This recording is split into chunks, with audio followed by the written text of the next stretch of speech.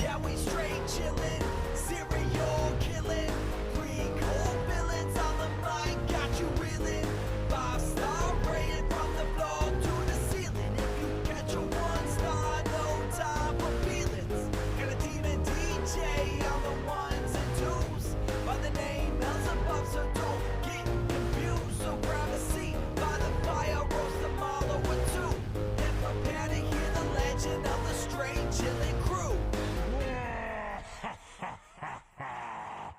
What up, nerds? And welcome to another headless episode of Straight Chilling, the weekly horror movie review show where you chill and we kill, slice, dice, and chop up yet another horror movie. My name is Bob. I'll be your host for the evening. This is episode 549, recorded on Tuesday, October 14th, 2025. Tonight, we are talking about Re-Animator from 1985, celebrating its 40th anniversary. Before we get into it, let me introduce everyone else on the show tonight. First up, calling in from Washington, D.C., we got your boy, Rand Diesel. What's up, man? Here's your meatball. What's going on, baby? You ready to talk about a fucking all-timer slam dunk of a film? I am. I'm ready. That sounds sarcastic. Not even a little bit. Not before I eat that meatball, though. I've been waiting all week for that meatball. I'm here all right, for buddy. it. You know, I take care of my own. Thank you. Next up, calling in from Seoul, South Korea, we got your boy, Soju. What's up, man? What up? It's your boy, second-rate scientist Soju. Boys, you know, if I had the secret to life, I'd use it to hit on bubble-headed co-eds. But unfortunately, it has escaped me. You just have to do that all natural. I know. I just gotta work with what I got. You poor man. Oh, man. What are you gonna do for Soju? I know. I get by just fine Barbara for now. Last but not least, joining us for the very first time on the show, everybody please welcome multi-talented musician, composer, and keyboard player for the super popular and incredibly successful band Underoath, Chris Dudley. What's up, man? Welcome to the show. I don't get a shaboy? No Shaboy, Chris Dudley. It's You have shaboy, to earn Chris. it, Chris. Zero refrigerated cats over here. Just unrefrigerated cats. Ready for a good episode. Good for you, man. Proud of you. Just regular ass alive cats. Love to see it. Well, no, they're just not refrigerated. It's fine though. Okay. Just I love rotting living in the filth. open What air. can I say? What is that smell? You do you, man. You do you. Thanks so much for sitting in with us tonight, dude. Really excited to talk about this movie with you. And yeah, before we get into it, though, let's tackle a little bit of housekeeping on our end. So we do have a poll currently posted over on our Patreon website. If you guys support us at the $5 level or above, you get the chance to vote on a movie we're talking about this November. The theme for November is cornfields. We've got 3 movies prominently featuring cornfields in them. They are Children of the Corn, Jeepers Creepers, and Freddy vs. Jason. Oh, Bob. How are those numbers looking? Halfway through Halloween, our favorite month is already halfway gone, boys. It's been Time's so ticking busy down. already. Holy cow. The numbers have changed significantly, actually. So last place, we got Children of the Corn with 23% of the vote. Second place, Jeepers Creepers with 36% of the vote. And now in first place, Freddy vs. Jason with 41% of the vote. Children of the Damn, Corn gained dude. a lot, actually. It was like dead last. Like It was kind of dead in the water for a Yeah. while there. Yeah. Dead last. Yeah. So yeah, get those votes in. You still got a couple weeks to do so. We'll see what we're talking about this November. Okay. Speaking of other Patreon news, we're dropping mini casts every single Friday throughout the month of October. And we're dropping a brand new episode this Friday, the 17th, talking about Simpsons Treehouse of Horror 21. Oh yeah, I believe that was one of those pretty good ones. I know we're kind of in the range now Yeah. where there's pretty Buddy. hit or miss, but I think that was one of those pretty good ones. Pretty good relative to this batch is still not too great. Kind of middle We of the swayed road. you yeah. on the last episode, Randy. I listened back and you were swayed, so we'll see. I'm easily suggestible, you know? I know. What can I say? 5 stars. 5 stars. So check that out, dropping this Friday over on Patreon. And of course, if you guys do join on Patreon, you get sent an RSS feed that you can drop into your podcatcher of choice, so you can listen to all those mini casts however you prefer to do so, not just on Patreon. Also, we have not one, not two, but three brand new Patreon supporters this week who you got to give some mad shouts outs to. Wow. Hell yeah. So, big, gigantic thank you to the person simply known as the letter E. Also, big, gigantic thank you to Chase E. And last but not least, a big, gigantic thank you to Vintage Macaroni. These names, you gotta love them. Chris, it's about to get weird, buddy. I'm sorry. I cannot wait. That's my favorite kind of macaroni, by the way. The I'm not into that fresh stuff. Give me the vintage. Old cats, old macaroni. I see a theme here. But yeah, as is tradition around these here parts, we owe you guys the straight chilling salute. This one goes out to E, Chase E, and Vintage Macaroni. Slap my ass. Oh, wait. Oh, God. Slap me in the ass. And one more. Slap me in the ass. Oh, the crit. I was keep- just keep like, we them haven't had free. like a Patreon supporter sign up in like weeks. We have a first time guest on. We gotta do 3 slaps. we were storing them up for the next guest. We're storing Yeah. them up. There we go. Everybody's signing up for that Halloween party coming up. Yeah. Speaking of, Mm. that Whoa. brings me to the next point. We got a word from a very special friend of ours talking about our 5th annual Chilloween party happening on the 24th. Randy, why don't you go ahead and roll that? All right. Oh, hi there. It's me, Sexy Dracula. Once again, the straight chilling crew made me an offer that I just could refuse. But I did not want to deprive you of me, Sexy Dracula.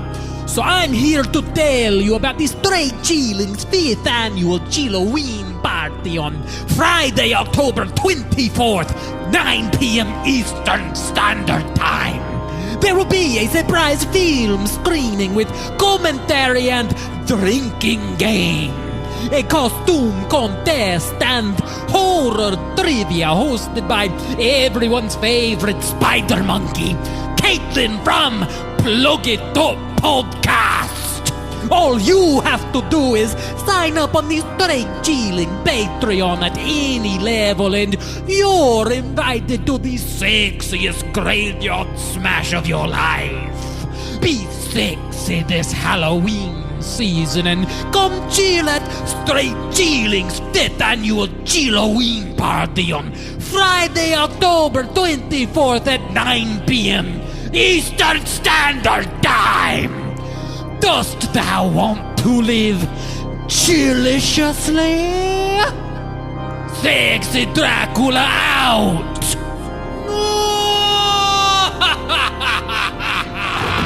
I pissed and I shit my pants. Man, I can't believe we only got one more week with that guy. I know.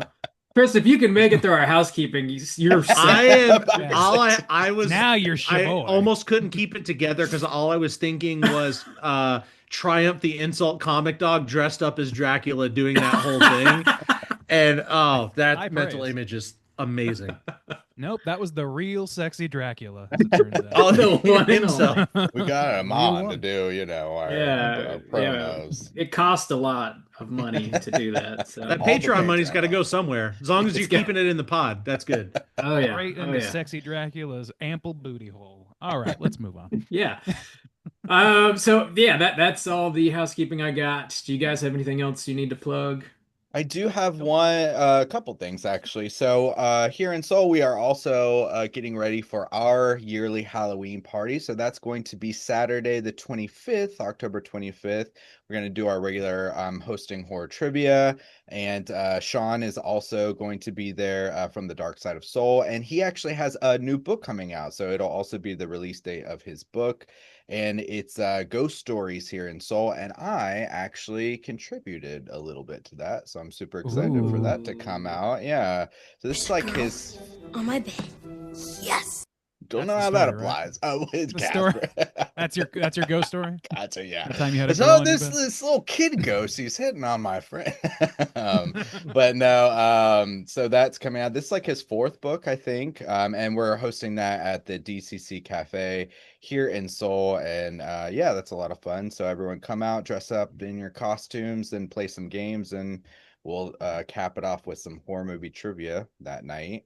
And the only other thing I have is on the old sister podcast, we wrapped up our coverage of AM, the Arctic Monkeys' fifth album. So we've been on a little bit of a break since then, but we do have a very special episode coming out this week because now this was a harsh reality, but the Arctic Monkeys' first single, I Bet You Look Good on the Dance Floor, came out 20 years ago. And so this Sweet year we are Lord. doing a little anniversary episode for that.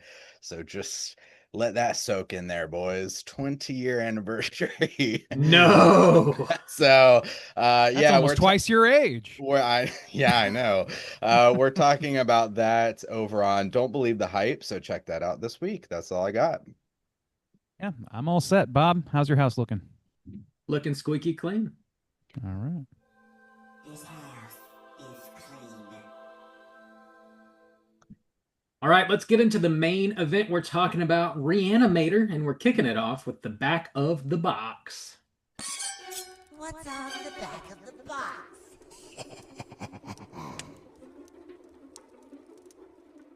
Bob, this week's question is how many of those boxes do you have? Not if. Yeah, for real.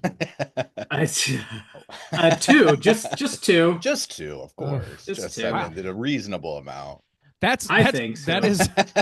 That is comparatively restraint. I want to point out. Bob is practiced in restraint, we know. As you can Yeah. see clearly. The evidence yeah, is in front of our eyes. there's Arrow Video put this out on Blu-ray. There's also just like a regular Blu-ray you can get. It's on VHS and DVD. Very recently for the 40th anniversary, this came out on 4K, and that's what I was holding up earlier at the beginning of the show. This is from Ignite Films, and then also Second Sight just announced they're putting it out on 4K as well. So you can get this a million times over. You can stream it. You can watch Re-Animator very easily. So get your hands on it.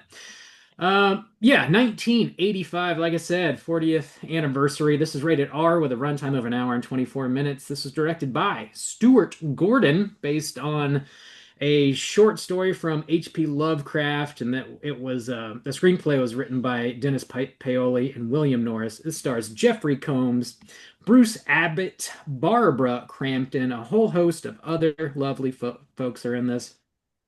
Plot synopsis brought to you by IMDb is as follows.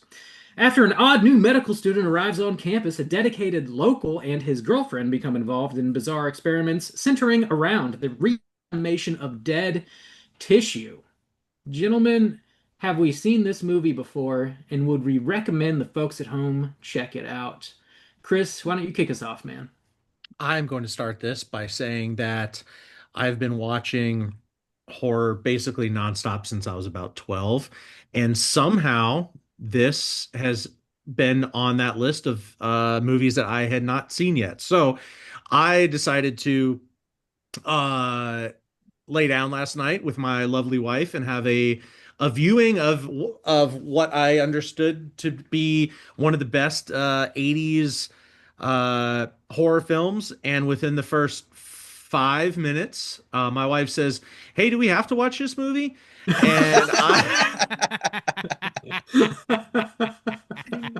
And I said, "Absolutely." She rolled over, started reading a book. I watched the rest of it. I absolutely loved it. I have a lot of thoughts, but as far as a recommend, depending on the person, I would recommend it. For somebody like me, absolutely. For somebody who finds humor in just absurd gore, no brainer. Not a hard recommend across the board, but to somebody who can appreciate what I think this film does just excellently, yes, absolutely. Hell yeah. Randy, what about you? I have seen this. We have seen this together on numerous occasions. We have talked about Oh, it yeah. endlessly.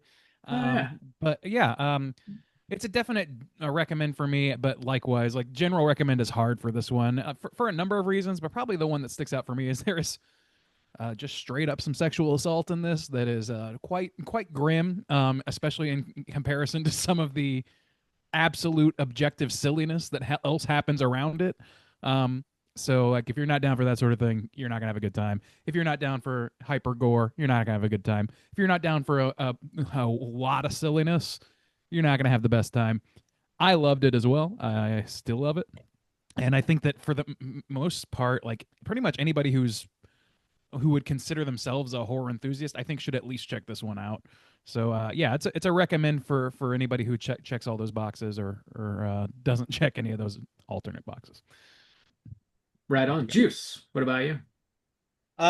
Yeah, I'm actually, yeah, I'm gonna give like a kind of loose recommend as well. I think this is definitely a strong recommend for the horror heads. It's not one that I think transcends the genre, but this I'll get into it more after the spoiler and everything. But this hits this weird space of kind of like two intersecting things that kind of get under my skin a little bit when we talk about movies. So, I there are some very slapsticky things that I really like, but obviously, like for people who love like Evil Dead or a Two and Dead Alive and those kind of movies, I think you'll really enjoy this. But sometimes that doesn't quite hit me just right. It depends. But I've also talked about this movies like What About Bob or maybe Yeah. like Cable Guy or something where someone just comes in and ruins your life. This is kind of sits in that space too, and it kind of bothers me on that level as well. I had never seen this.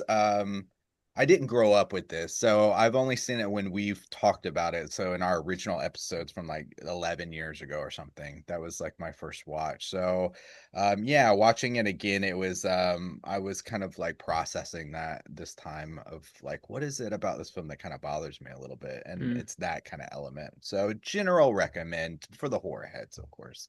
Bob, how about you? Would you recommend people check this out? How many copies should we buy? All of them. Which ones are necessary purchases? Juice, if he would have just listened to the bubble-headed co-ed, his life wouldn't have been ruined. Yeah, he just you gotta listen to the ladies. True. Yeah, this is one I've seen quite a few times, and it's definitely an 80s classic in my mind. It really sticks out to me, I think largely because of the sort of like horror pedigree that's in here, and we'll talk about all that, and then also just the level of practical effects just kind of through the roof. I really love it, and I would generally recommend it to horror fans, not just any not your grandma or like your aunt probably, or my grandma's No, my grandma. badass. Come on. I mean, if your grandma's badass, then she's already seen it, so you don't need to recommend it anyway. Yeah, barring the trigger warning that Randy already laid out, yeah, it would be a recommend from your boy Bob. So that sounds like just kind of a recommend across the board with some slight caveats from the four of us here tonight. Man, that's a rarity. Yeah, not bad. Firm Not bad recommend. at all. So we are going to be spoiling the shit out of Re-Animator. Here comes your warning.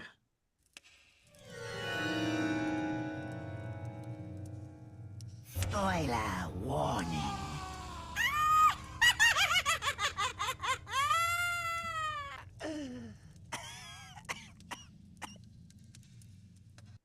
Bob, did you type up a plot synopsis this week?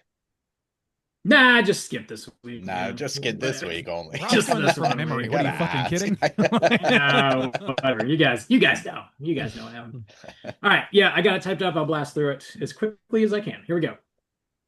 All right. At the University of Zurich in Switzerland, Herbert West brings his, and that's it. Roll them credits.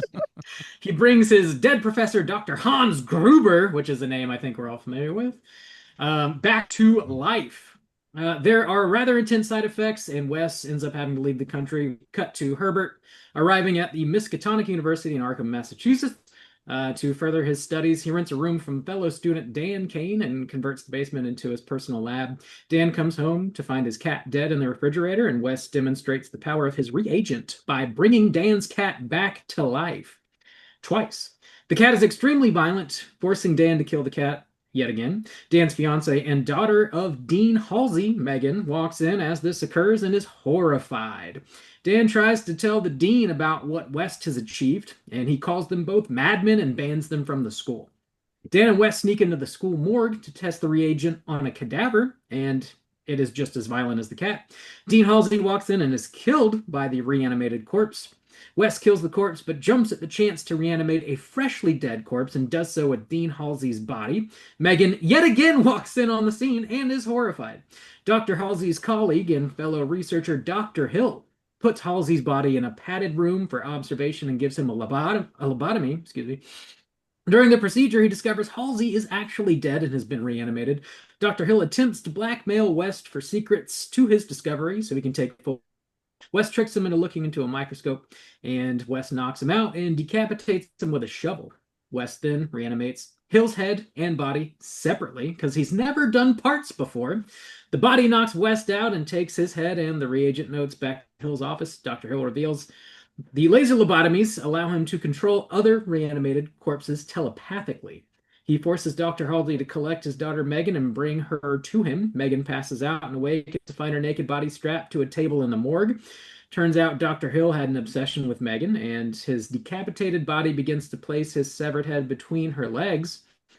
At that time, Dan and Wes barge in. Dan frees Megan as Hill reveals he's reanimated and lobotomized several other corpses in the morgue. A brawl ensues, but Megan's voice awakens something in her father, causing him to fight the other corpses as Dan and Megan make their escape. During the chaos, Wes injects Hill with a lethal overdose of reagent, causing his body to mutate and further attack. Wes screams for Dan to save his work, and as he's being pulled away by entrails, Dan grabs West's notes, but before they can actually leave the building, Megan is strangled and killed by a corpse. Dan takes her to the hospital but can't revive her. Desperate, he injects her with the reagent, and as the screen fades to black, we hear Megan awaken with some screams. Roll them credits. I think it went well at the end there. Really well. Yeah, Megan came back to life. It all works out in the end, you know? Probably worked out there. He's fine. He's fine. So yeah, like I said, the kind of horror pedigree in this really stands out. This is Barbara Crampton had done plenty of acting before this, but this was actually her introduction to the horror genre, and she's gone on in the rest of her career to like really champion the genre. We've got Jeff Combs in this, who has done a lot of genre work as well. I think he was like fucking born to play the role of Herbert West in this. Produced by Brian Yuzna, scored by Charles Band, directed by Stuart Gordon, who did Castle Freak and From Beyond and Body Snatchers. And there's just like such a rich history of like people that were in the genre and then also went on to just continue to champion the genre. And I think that's really cool that they all sort of joined forces to make this sort of like classics 80s standout movie. A lot of big names there though. Wow, Kind of cool. yeah. Yeah. I mean, old Brabra, she's around like every time we're at Overlook, it seems like, hanging out and like just putting out the good word about the horror genre. Just hanging out. Like she loves it. She's a real sweetheart, you know? So she's one of those must protect at all costs people. Yeah, really, truly. And Jeff seems like a nice guy. I've never met him or whatever, but like, yeah, there's just, I mean, people that have no problem hanging out and embracing the genre. I really love that. I got to meet Jeffrey Combs in Orlando in June. He's extremely sweet. He spent like a ton of time with everybody that came up to his table to talk to him. Highly recommend meeting either or both of them if you get the chance. They're both very, very nice people. Chris, as a first-time watch, do you like the kind of slapsticky, over-the-top, ridiculous kind of gore and stuff going on here? Yeah, that tends to not be my like ultimate wheelhouse. Like if I'm not like looking for the next like craziest gore thing or anything like that. But like I said, within the first 5 minutes, when you see Dr. Hans Gruber getting his eyeballs pushed out, like immediately I was like, oh, okay, that's what we're doing. All right, I'm in. Like I was immediately on board. And what's funny is in my head I was like, Hans Gruber. I was like, I know that. And then immediately I was like, oh yeah. And I thought for sure that they would have taken the name from Die Hard, but I was like, this seems older than Die Hard, and I haven't looked into that connection, but it can't be a coincidence. So yeah, No, that you're was right. very interesting. This predates Die Hard by about 3 years. So Yeah. I mean, Hans Big Gruber. That's fans just of the name of Re-Animator the over '80s. here. Yeah, Bruce Willis just really loved it. He insisted. He insisted. Yeah, yeah, Yeah, probably as a first time watch, one of the first things that caught me like wicked off guard was the score in the beginning. I Yeah. was like, wait a second, like, are they just doing that? Like They're the just fact that doing it's it. yeah, it's just the Psycho score basically. Yeah. And even my wife, like, she doesn't know a whole lot about movies in general, but she was like, "Are they allowed to do that? That's the music from Psycho, right?" I was like, I don't Look, know. No, they're Charlie Band operating. wrote that music. I don't know what you're talking about. They're operating under the Vanilla Ice model, where if you add no, a this little extra went drum beat in there, or whatever, Du-du-du-du. it's a new song. no, yeah, it's crazy too because we just covered the Treehouse of Horror that had a lot of it had the Psycho score in there, and as I was Mhm. playing, I was like, we just covered this. I was like, this is wild, Yeah. yeah. And also too, it doesn't really fit really what's going on, anyways. I think it's a very weird, disconnected, like the sound that's going on Oh, I here. don't know. I think it's great. Oh, That you think intro it sequence, fits? like, I think it works. It's kind of Yeah. weird for me. disconnected from like the pedigree of that song outside of this film, but like I really like that intro and like the title sequence, and like it really sets the color. It's like all like these floating medical illustrations and stuff. I don't know. I think it kind of works for this what's essentially a deeply '80s Frankenstein schlock movie. I Yeah. kind of dig it. It's There's kind of also a It's cheap. part also of like me. just a great. I'm sorry. Go ahead. Yeah. Oh, go ahead. Oh. One thing that's crazy, we're in the next, like within the next month, we're going to be doing a lot of Frankenstein-esque coverage because we're doing this. I know. We're doing the original Frankenstein, and then Del Toro's Frankenstein is coming Yeah. out next Mhm. month. So yeah, But we're it's not doing that. we're not. We are. No. It's on the schedule. Okay, I was like, wait a second. Yeah, we are. We are. But yeah, it's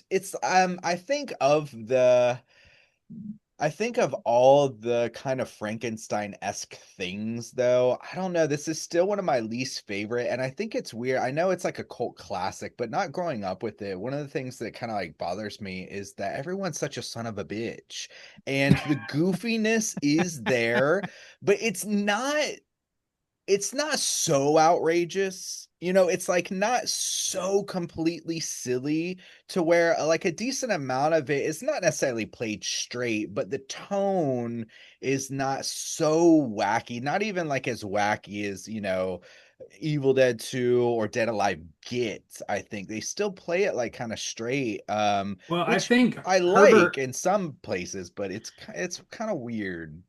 Herbert is really the one that's chewing the scenery, like really hamming it up, because he enters Yeah. into these people's lives and they're mostly like on the straight and narrow, and he just like is bringing that cheese to it. So like if it's a scene where like he's not predominantly in it, it does feel pretty straight, and like the way he delivers it is pretty like.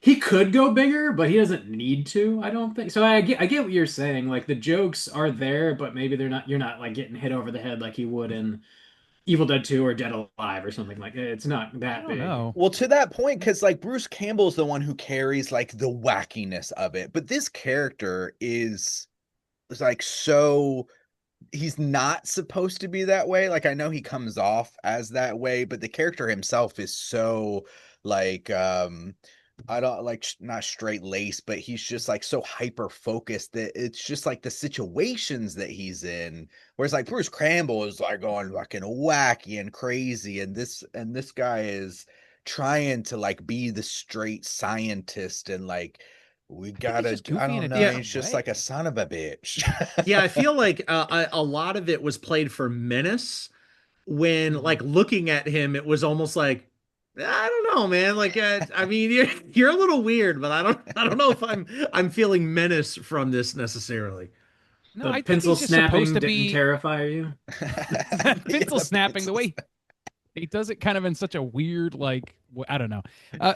I don't know. He's I so don't petty. fully agree. It's a pettiness. Yeah. That's the go thing ahead, is like Randy. he's just a petty little bitch the whole movie. Like that's totally true. And like I don't think he's supposed to be like that's the key difference for me is like Bruce Campbell in any of those in the first two Evil Dead movies is at least starting point an everyman. He's an insert character for you, the character to like get along with or whatever. Not the case with Herbert West. He's chewing the scenery from the beginning in his own way, like taking things heightened, a little bit heightened from ground level, and then like increasing that quotient as the movie goes on, and the movie kind of matches with him. I think that works. But it's a little bit harder to like. I understand what you're saying though about him. Like he's not a good person, so like him being the focal point of this, he really has to carry a lot of weight and also somehow still be likable enough to want to watch him. You know what I mean? And I think he pulls that off, but I couldn't blame you for not feeling that way. Like likable and enough, likable in the terms of like, I just like seeing him on screen. I just want to see him do more things. I want to see him react with absolute condescension towards his objective superior in his medical university and stuff. This guy who escaped like who basically killed his former mentor, snuck into this new university across the world, and somehow finds it impossible to avoid calling his new professor a plagiarist to his face in front of the dean. Like the fuck? When they have that conversation, the bullshit derivative plug like played in my head. Oh, bullshit. And I also love the idea that he sees an ad for a roommate and he waits until like 10 o'clock at night and he goes knocks on the door and then just holds the paper up. Doesn't even knock on the door. Fucking Waits here. for somebody to open the door to him. He is such He's been standing there for hours. Yeah, he's just standing there. And that is the thing. It's like, because Dan is the everyman. And I feel so bad for Dan, I think, really, is because I mean, this takes place maybe over the period of 2 days, and just from him signing on as his roommate, the cat's dead and stuff. And it's so infuriating and it like pisses me off that the cat is rabid. Like at no point does this ever work the way he thinks it's supposed to. And then he's immediately going to go inject human bodies. He's an insert for with it. Dr. Frankenstein, though. That's the comedy. He's supposed to be think. wildly obsessed and irrational. But to an extreme. I mean, and as we cover more Frankenstein properties coming up, we'll see that. I mean, maybe that's taken now, but like Frankenstein is more, I don't know. He's more of a son of a bitch than Frankenstein is, I think. Like he just keeps I think they're on the same it. level, to be honest. He just keeps the fact that he was pushing willing it. to the fact that he was willing to inject the dead was it him that injected the dead cat, or was that was that he did just to prove his point. Twice.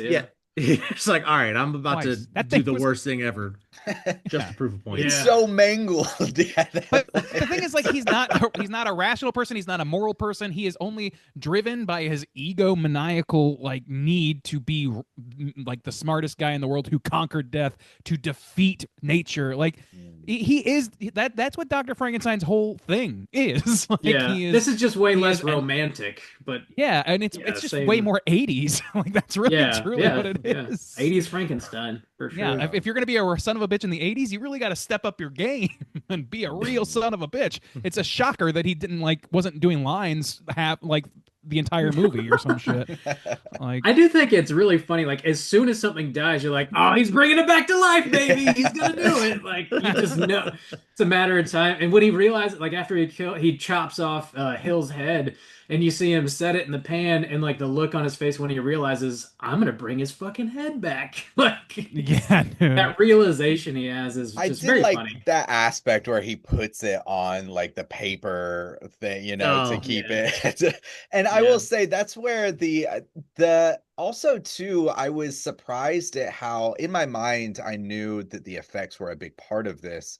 But I was thinking that they were going to be a lot more outlandish, whereas actually it was like it's very impressive actually, and one of the best parts of it for sure. But it's played a lot more realistic. The stuff like hanging out of the head, and even at the very beginning when they're in the class and he's showing people like how to take the scalp off and scoops the brain out, and it's just sitting there and there's like the hole to the spine or what. I was like, whoa, that was like giving me the heebie-jeebies, man.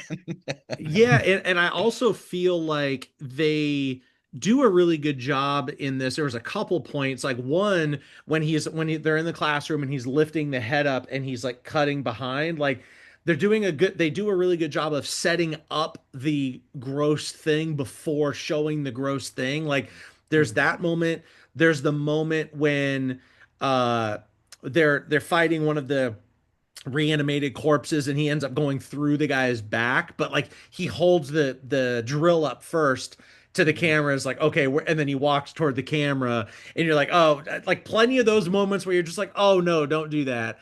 And they set those up so perfectly, and for the most part the effects do carry so much of the film, but they are generally small scale effects. Like that one with the head was great. The the little reanimated dead cat was really good. Obviously all the head stuff with Dr. Hill at the end was insane, but it's not like these grand scale set pieces. It's just Totally. like, okay, we have a head, we have a cat, we have these smaller things that are just done really well.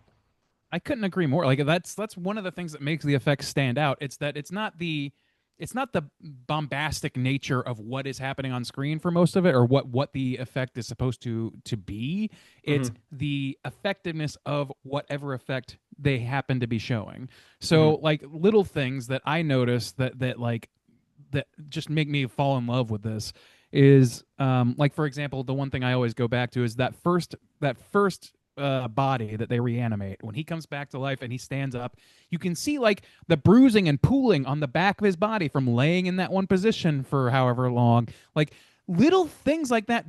It's like somebody was actually involved with this movie that knew a little bit of something about post-mortem, like about what happens to the body, and it shows. And like the thing, like the pulling the scalp back or whatever, you're totally right, Chris. Like the little bits of anticipation make those cells so much better than what happens in lesser movies that are doing similar effects, where they have to do hard cuts in order to sort of like conceal the edges a little bit. They don't conceal the edges, they show the full procedure, and that really makes all the difference. It does.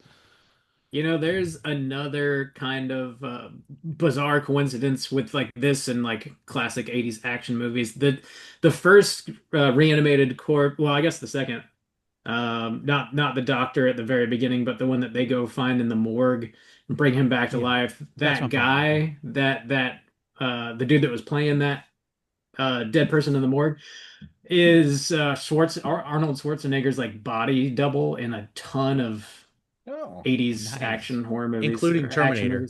Yeah, which is interesting. Hell yeah, man. He's He looks jacked. just like him. Yeah, So, yeah. he is jacked. I did like at the end Deeply where all the corpses had like it was another cool way for them to just kind of show off some of the effects of like one is kind of like burned or whatever, and then they do a lot of like cool fun effects there. I like that scene where they all get up. They pop up at the same time. Dr. Really Hill, cool. like that's a great reveal where he's like, "I've got a plan too," and it's like, it's indescribable horrors that are happening all of a sudden. I also love that they kind of seed the burned guy earlier on when he's walking through the morgue and there's a hand laying off, and he like it's the burned hand and he like moves it back and it pops back down. That was also one of the funniest parts of the movie for me, because if you look at that burned body that has the hand out, the dude is just breathing really hard, really fast. The corpse, and it's not even like, if you nitpick that sort of stuff, you can be like, oh, like, he couldn't hold his breath for 2 minutes or whatever. But it's not like he's like breathing at a normal rate. If you go back and watch, he's like he's so nervous that this is his time on camera. It's just, for me, completely took me out of it. I just laughed really hard. Gotta get that handful. That's hilarious. See, I think that's kind of the difference, though, too. Like, I really do love Dr. Hill as this villain, because he is perfectly evil, and that it's kind of like the perfect combination of like, yes, I it's okay to hate this guy, and I'm waiting for him to die or for him to get his comeuppance. But then also it combines the cool effects and stuff. He's got the head and two, and anytime, especially, it's really fucked up, but like when he's like licking on her, the blood starts to smear on her skin too, and he's like holding it. Mhm. And but then I really do, part of the kind of slapsticky nature that works for me is when like the head goes in to the morgue and it's the fake Oh, head and the ear the kind of fake falls head up and and it's got a Bumbling mask on it and around. stuff. Yeah, it's like bumbling It's around. like the Three Like, Stooges or some Yeah, shit. that's Yeah. kind of funny to me. fucking And awesome. one of the few moments where they're playing it up really goofy, but it kind of hits that tone well for me. But I love him as a villain, and combining that with the cool effects with his head being severed, I think is definitely one of the highlights of this film too. Yeah, Yeah, The I read a thing entrails. today. Oh, sorry, go ahead. No, no, go ahead, Chris. You're good. Oh, I was just gonna say I read a thing today about David Gale playing that character, and basically like the severed head was, you know, obviously the pinnacle of his character. And in order to get it correct, he ended up I'm assuming this has been talked about at nauseum, but he shaved his head and wore a wig because they couldn't get his hair to look proper on the fake head. So yeah, before they even started filming, he Oh. shaved his head and wore a wig for the whole shooting so that it could look exactly the same when his head was severed. Man, that's the most I've ever felt anything but negativity towards Dr. Hill on any level.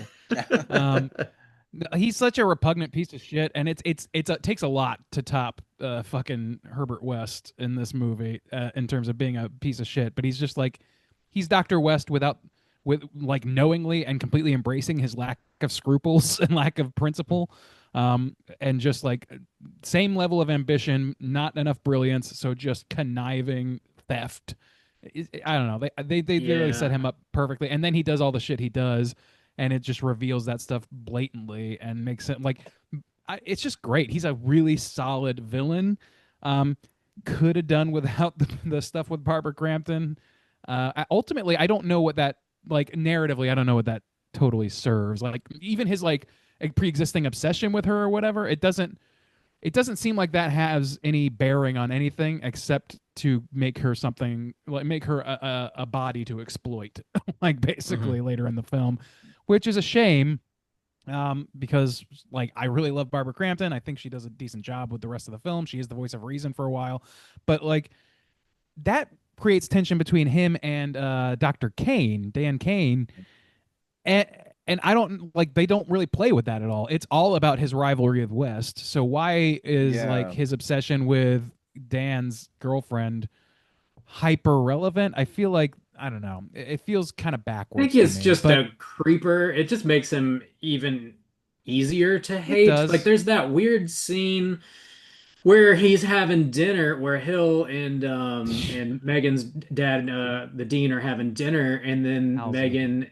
and Dan come in, and he's like, "Hey, do you think it's a good idea for them to be dating?" And he's like, "No, you guys don't need to go out. Why don't you just stay here with Study. us and study?" He's like really And then inserting himself into this family's business, and it's none of his own business whatsoever. well, He's got this and very also bizarre obsession with her. and also he gives that like toast where he's like to Yeah, what's her name, to Megan, the obsession of all who come across her path, or some shit like that. And it's it's like if wild. I'm Yeah. that woman's if somehow that woman's father is a Puritan, they say, that hates like all this stuff, but he's willing to sit there and listen to his subordinate like basically make eyes at his fucking daughter right in front of his face, be like, Yeah. hey man, you need to cool it the fuck out. Like But also too, stop that talking about my does add daughter to that the way. dynamic, to be fair, because the first introduction we get to him is he's singing his praises because he brings so much money into the university. He's like, oh, this is our grant getter, Dr. Hill That's or true. That's a whatever. good point. So it does kind of add to that dynamic. But I do agree that it is a little strange toward the end, because they've already given you so much for West and Mhm. Hill to be at odds with each other. Yeah. He it talks down to him. He says he's a plagiarist and all those things. And so they're already kind of battling it out. And Well, then and he you kills him. have to add in, Yeah. and then you Yeah. have to add in the aspect of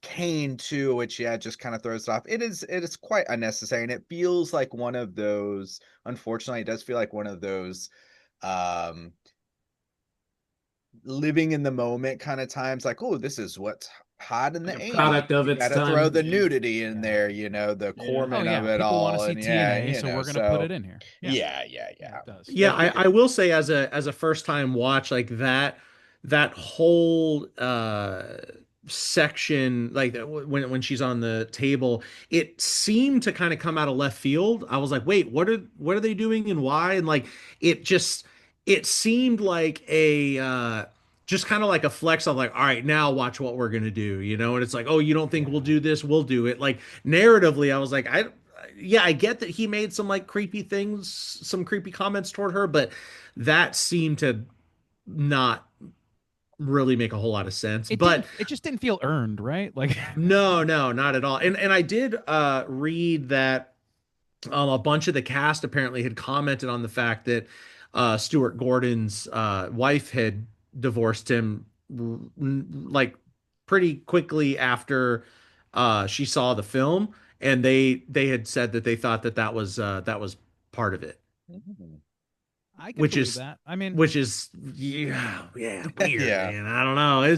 I mean, the I scene don't. is wild. Like from an effect standpoint, it's like obviously just like wild, and like as things are going on, like I'm just sitting there like, wait, is he going? Oh, is he doing that? Oh no, he's doing that. And then it got as far as it got, and I literally was like this, just hands on my face, like, oh no, Yeah. and Yeah. yeah, it And that's not the kind of horror that I ascribe to. I'm not down for that, especially in a movie. The thing is, like, if that exists in a movie that properly prepares that moment, that properly takes the Mm. time to make that moment sell, not just like in terms of like oh how graphic it is or whatever, but like in terms of the story and all those things, Mhm. then that's one thing. But this movie doesn't, and it's also that's couched in the middle of it's played for laughs almost because it is the most Mm. hilarious thing in this movie, which is the headless guy carrying his own head around like a Mm. fucking goober. Like it's Mhm. silly shit, and then all of a sudden it is just sexual assault. Like it just Mhm. is that, Yeah. and it's They very they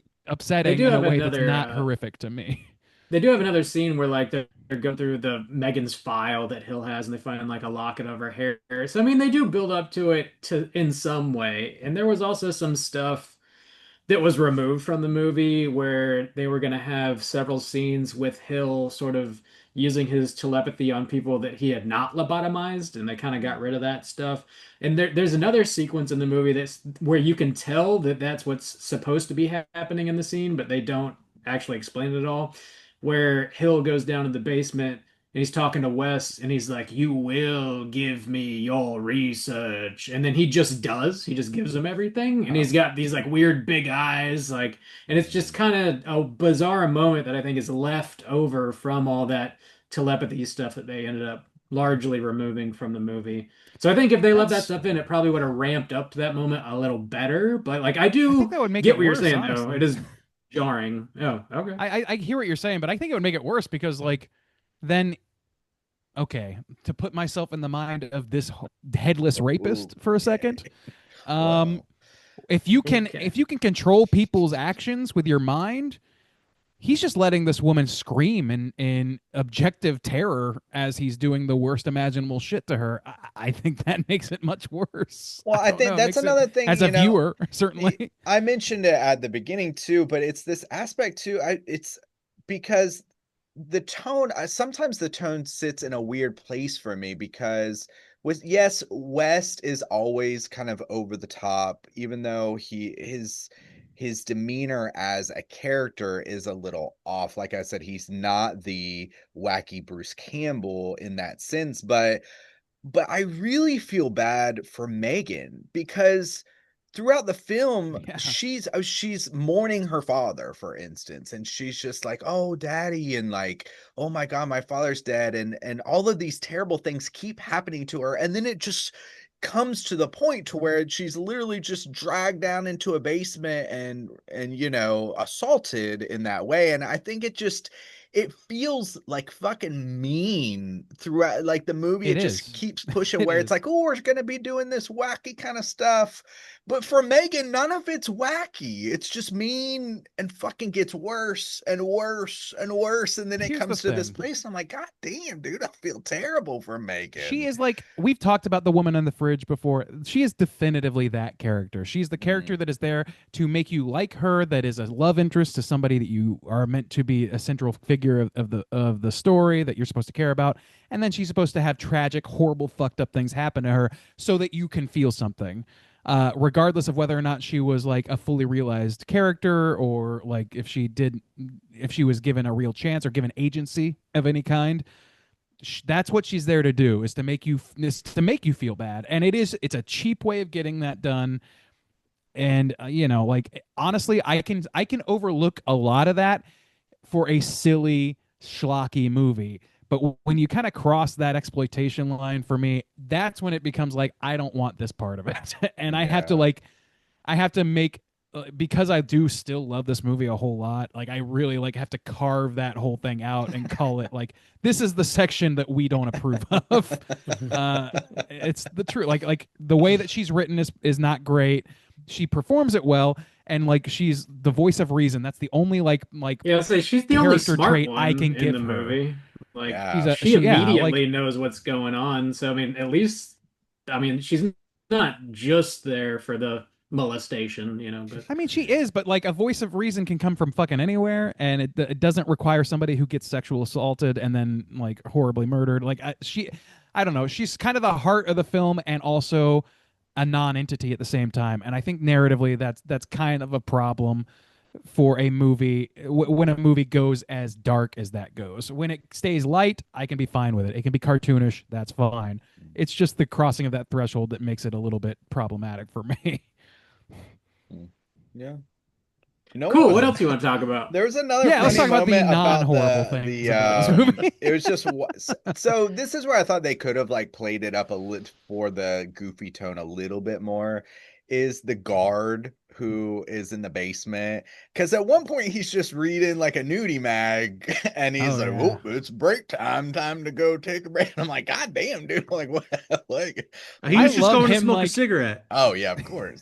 I love him, like, seeing like, there's this moment where I don't remember who it is or what it is, but like some bloody shit who gets thrown out the door past him and hits the wall, and he just kind of looks over and it's like, fuck this, and runs out. It was a It's head. just, I don't know. Was it a head? Yeah, I don't know, Yeah. man. It's just like, it just makes me laugh. That character, like, yeah, I think they made good use of him, but not great use of him in terms of like comedy. They could have gone one step further with him, I think. I feel like there could have been a little bit more of that if you wanted to hit that really goofy tone, If they had- that schlock. If they had done like, even if they had done like the Thing line where he's just like, you gotta be fucking kidding, like a one liner like an that. 80s one liner, yeah. Yeah, it would have been perfect. Just if he had seen that and just been like, literally just looked at camera and been like, fuck this shit, and run out, then I'm like, great. Like, character fulfilled in my mind. But like, Yeah. he was pretty close though. I say that as a negative, but like, ultimately I think that he was pretty funny. Like, he did the majority of that work. I don't know. What else is going on in this movie? Anybody else? Yeah, I I've don't been talking a know. lot. I mean, I think one more thing I definitely want to talk about anyways, with like the entrails scene at the very end where like Wes screams overdosed and like double fist the reagent into Hill, and then his guts like explode out of his chest. That was a very The Thing moment that I dug quite a bit, honestly. That was a practical effects standout moment for me. For sure. That was kind of I- like I- the most heightened thing outside of the walking headless guy, and that's Yeah. kind of played for laughs. I guess they kind of both are kind of played for laughs a little bit. I think the coordinated rising of the corpses, like that was one of the funnier things of the movie to me. Like, I forget what his line is right before that. It's like, oh, I have a plan too, or something like that, and then they all get up. I just immediately I was taken out of it in not a bad way, where I was thinking, okay, what was this discussion that he had with all the corpses ahead of time? It's like, all right, guys. Here's the Wait for line. the line. When I say this, you go When nuts. the Wait for signal it, is boys. I have a plan. Wait, I'm in Who's a going to body believe bag. a I can't talking really head? hear clearly. Oh Get a man. job in a sideshow. Now, one That's thing I right. will say is that I had forgotten how this movie ended, and the ending is impactful, but more again, where it's kind of in that weird balance of tones. The idea that Dan has now everybody has gotten ripped apart, blown apart, killed. Literally within 2 days, his life is completely fallen apart. And even if he lives, I mean, like his girlfriend has died. He's going to jail or something terrible, but him just having a little bit more of that serum left and injecting it into her in the screams or whatever. I thought that was a pretty like solid ending, like It was impactful kind of poetic. ending. Yeah. Yeah. The fade to I mean, black, also, and then you just see the needle. And It's her pretty good, screams. honestly, yeah. It's it pretty is a great. good end to a character arc because the first time we see him, he is performing like basically Trying fruitless to save CPR someone no on a matter, dead yeah. body. He Yeah. somehow winds up in this horrible situation where he can bring people back to life. It's very enticing to him. He's enchanted by it in some way. And at the end of the day, it costs his the love of his life, say her life, and he's in that exact same position, in that exact same bed, the same gurney, and has this one last tool to pull, even though he knows the tragedies that are going to befall him. He's already kind of like too deep down the pipeline of buying Herbert West's bullshit to turn her away. Like he's lost at that point. And like he's been like, I don't know, like been through the ringer to the point where like any sort of rationality he might have had has gone out the window. And that's kind of the frustrating thing about Dan in general, is that he puts his rationality aside so much. And I don't know, like I think I would have liked to see him struggle with some of these decisions a little bit more. If I was gonna like really critique this story, I think because it is like outside of a few elements so silly, I can overlook that sort of thing, and I do. But like if I was to if I was to want more out of this movie in a number of ways, that would be one of them. I would like to see more of Dan like struggling to accept what Herbert West is offering him or whatever. He kind of goes along. He's a non Immediately. he doesn't seem like he is enchanted. That's the role he's supposed to play, but it doesn't seem like he struggles with it. He just sort of falls into it, and then is it coerced into it, or vice versa. I can't remember what order it comes in, but like he's threatened to keep Herbert West around. His cat dies, and he's proven this thing that is like pretty groundbreaking, but very flawed, and he has like no ability to turn to this little creep and say, no, you're not going to fucking like bring dead people back to life if it's going to make them objectively like horrible monsters that want to kill people. That's not a good thing to do.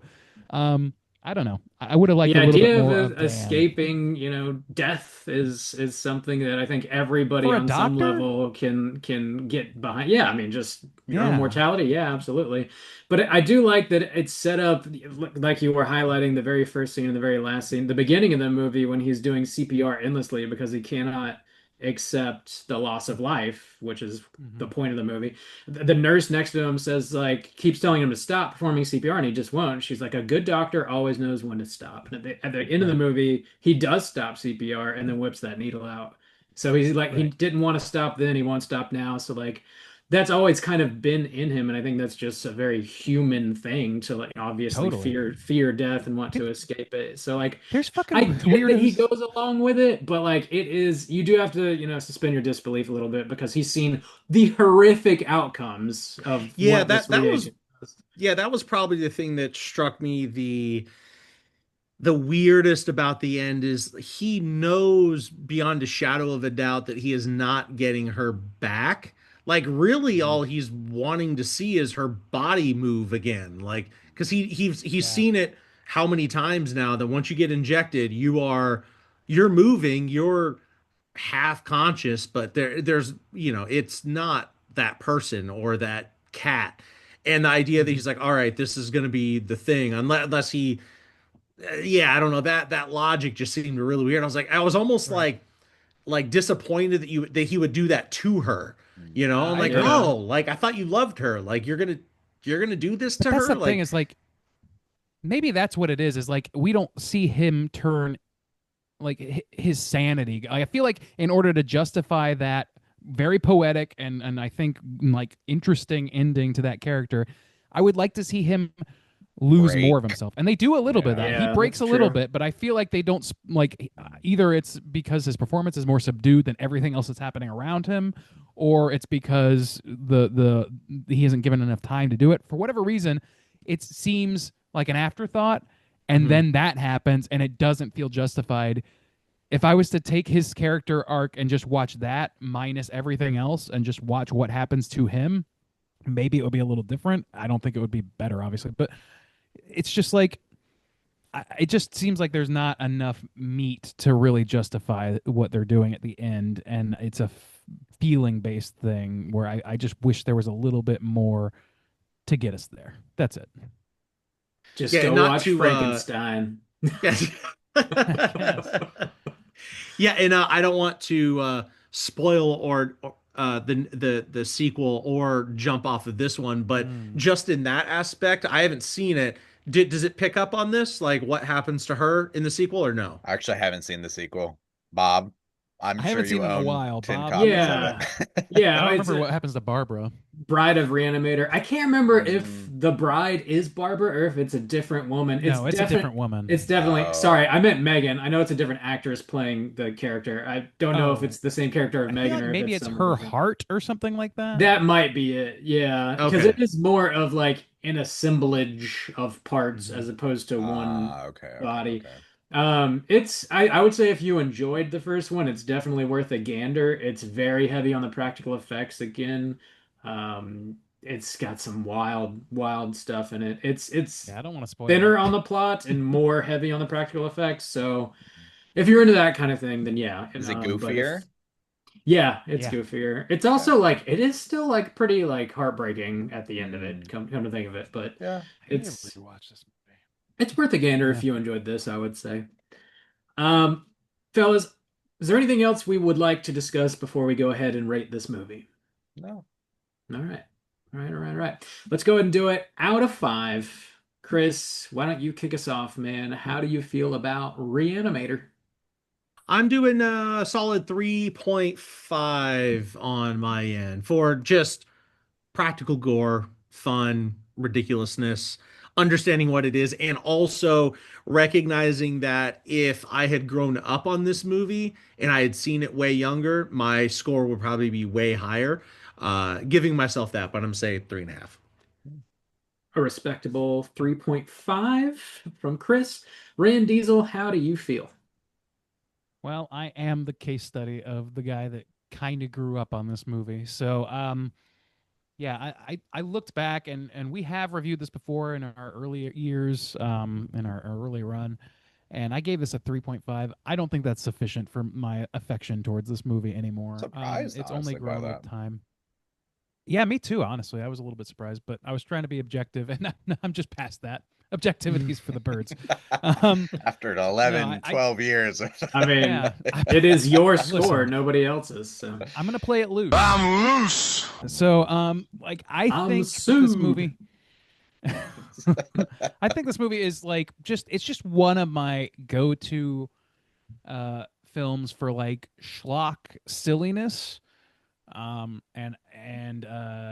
like absurd over the top performances, and like, I just really love it on so many levels.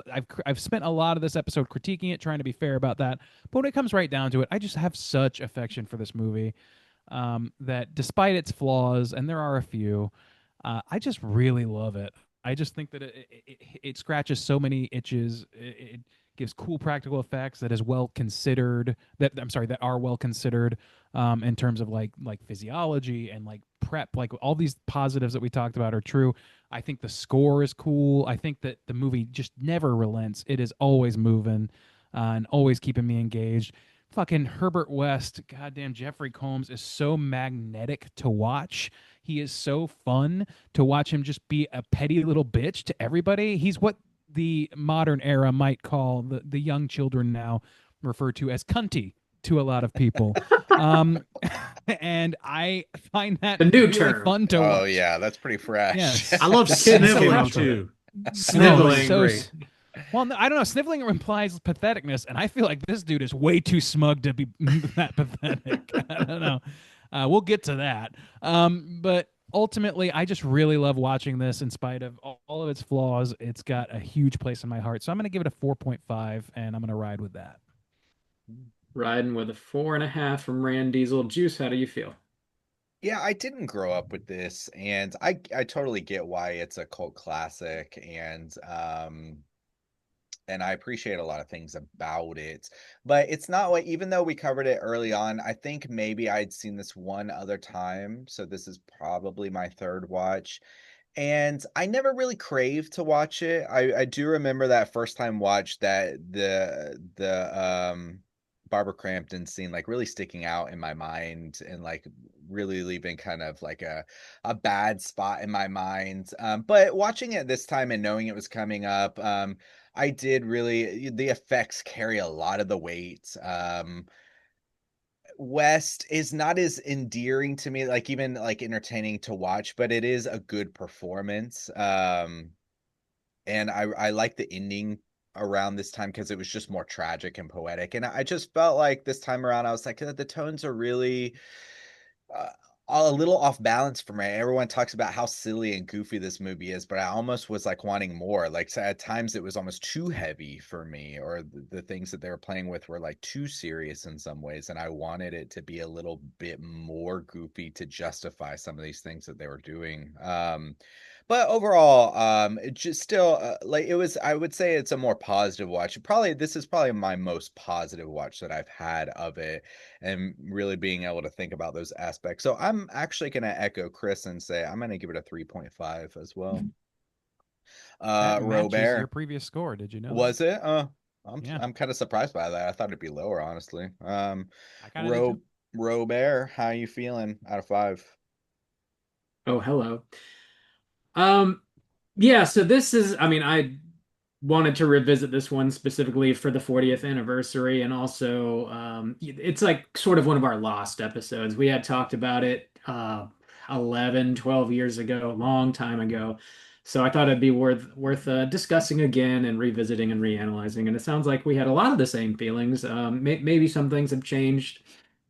This is one I didn't technically grow up with, but have watched quite a few times. It's not one that I reach for all the time because it is a little heavy, but I think it is, again, just a really standout 80s classic. Like, this is the 80s version of Frankenstein. And if you want a Frankenstein movie that's got all the schlocky practical effects you could possibly want, and to swap out the word cunty with the word cooter, the cooterest of all Dr. Frankensteins you've ever seen in this movie. I think that just like strikes a tone that I generally really vibe with. I love the effects, the actors, the performances in this. It's also like a really breezy hour, 24 minutes. Like Randy said, it just moves and moves and moves. I'm kind of thankful they removed all of the like telekinesis, not all of them, but most of the telekinesis scenes, because it really would, I think it would stick out and be kind of bizarre. Um, Introducing Barbara Crampton to the horror genre.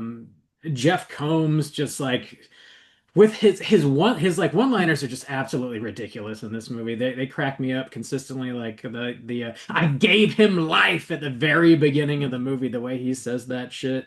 The I've never done parts. The what would the note say? Get a Dead job in a details sideshow. later. Exactly. Like it's just so good, man. I just love his performance in this. It really never does get old. Obviously, there are things that you can critique. There are things that they could have done better, but I think if you're primarily showing up for the schlocky gore, and that kind of bizarre 80s vibe, this really hits that nail on the head. And I think that's primarily what they were going for. Um, and if that's not what you're looking for, there's plenty of other Frankenstein movies out there, and you guarantee you can find one that really vibes with you. So overall, I mean, I'm gonna do what the rest of you are too cowardly to do and give this a 5 out of 5. Ooh, Bob, baby. what's your Ooh. pick? Same as it ever was. Same as it ever was. Is that what Bob gave it back in the day too, Randy? Do you have the scores? No, he gave it a 4 back in the day. Oh, Actually, I Bob, did? you've really Interesting. grown as a I did- person That's in called 12 growth. years. Yeah. Not regression, I say. So yeah, that's going to put our aggregate for this film at a 4.1 out of 5. Let's jump over to our Rotten Tomatoes segment and see what the critics and users have to say about Re-Animator. Certified fresh to death. all right, ladies and gentlemen, this is the Rotten Tomatoes segment in which I'm going to have these gentlemen guess within the best of their abilities what the aggregate positive score is on RottenTomatoes.com for Re-Animator. We're going to start, as we always do, with the critics or the tomatometer, and then we're going to move on to the users or the poopometer, the popcorn meter, whatever the fuck they're calling it these days. There are 70 ratings on this tomatometer. There's 70 critics counted. Out of those 70, we're trying to figure out what the percentage of positive reviews are. So why don't we start with our esteemed guest, Chris. Whoa. Whoa. One beer. That's what it took. Randy, you're I wasted. know. You're wasted. I am wasted. All right, Chris, what do you think out of those 70 reviews, what percentage would you say are positive? I'm assuming that a lot of the reviews that they have on there are probably newer reviews looking back on it. If they were reviews at the time, I would probably go a lot lower. I'm gonna go with the year it came out. I'm saying 85. I think people are. Five, all right. I think critics probably understand what it is that they're trying to do and appreciate it now. All right. 85 from Chris. We're going to go to Justin in the middle here. What are you thinking? Yeah, that is tough because yeah, it is definitely got like that cult classic status or whatever, but critics can be harsh sometimes too. And I think I'm gonna go. We all gave it an aggregate like close to an 80. I think I'll say 80, close to where we 80. scored All it. right. We got an 80 and an 85. Bob, where are you coming in? Middle? Over? Under? What are you thinking? Yeah, this is I don't know that this is really a movie that it's made for critics, but I don't know. It's tough. It's a tough one. I'll take the I feel like I gotta take the over still. So I'll take Gonna take the boys. I was thinking about it. You have the option to take the boys. I'll take the boys. I'll $1 Chris and All right. go with 86 Project Project. 86. Woo, my Project boy. 86 it is. All right. Let's do some quick math here. Yeah, 8 percentage points difference between the correct answer Ooh. and one of you. That correct answer is 94%. Woo. Rob's Oh, walking it with the wow. boys this Wow. year. Damn. Wow. Woo. The boys never let you down, Bob. Oh, Project fuck 86 yeah. always They only let you down Project when 86, they let you Bob, down. as much as we mention them. Yeah, we probably should. You know, Oh, man. laziness is next to godliness, is what I've heard. Yeah. All right, let's move over to the popcorn meter, the poop meter, the critic, or the users rather. There are 25,000 plus ratings for the users. So we're going to go in reverse order here. Give Bob a first bite at the apple here. Out of those 25,000 plus ratings, what percentage would you wager are positive? Let me bite the apple. Definitely going to be lower here. That's a lot of people rating this, and it's definitely not everyone's cup of tea. So I will take a 75, please. All right, 75. Juice, riding meat. What are you thinking? Whoa, Mr. Meat. I think I'm gonna double down and say 80. This is hard to, the 94, I don't think it's gonna hit those heights, but I still think people view it favorably. Like they're gonna hop on Rotten Tomatoes and rate it. So I'll say 80 again. Okay. All right, so we got 80 from Juice, 75 from Bob. Chris, bring up the rear here. What are you thinking? I am threading the needle at 79. Ooh. All right. All right. So we got 75 with Bob, 79 with Chris, and 80 from Juice. One of you, just one of you, is 2 percentage points away from the sure. correct answer. That correct answer is, of course, 82%. Soju's going to walk with this one. Oh, okay. All right. Yeah, that's Overall, very positive. close to Yeah. where we put. Actually, that's right where we put it. That 4.1 is average. what we Whoa, said. there we are. Yeah, pretty much. Men yeah. of the people this week, boys. Yeah. I love we're men of the people when we're exactly where the audience is, and when we're not, we're individuals who don't bend to the With whim our of own others. thoughts, I love our own unique yeah. thought, of course. Yeah. Of course, yes. It's a win-win. The critics' consensus reads as follows: perfectly mixing humor and horror. The only thing more effective than Re-Animator's gory scares are its dry, deadpan jokes. I don't think that's too uncalled for. Yeah. Personally. And now we're gonna read a couple of negative reviews just to see if there's any humor amongst them, because God knows it is borne out that they always do. This is Here we always go. a Here's hit a negative segment review. right here. Oh, everybody loves this part. We get letters.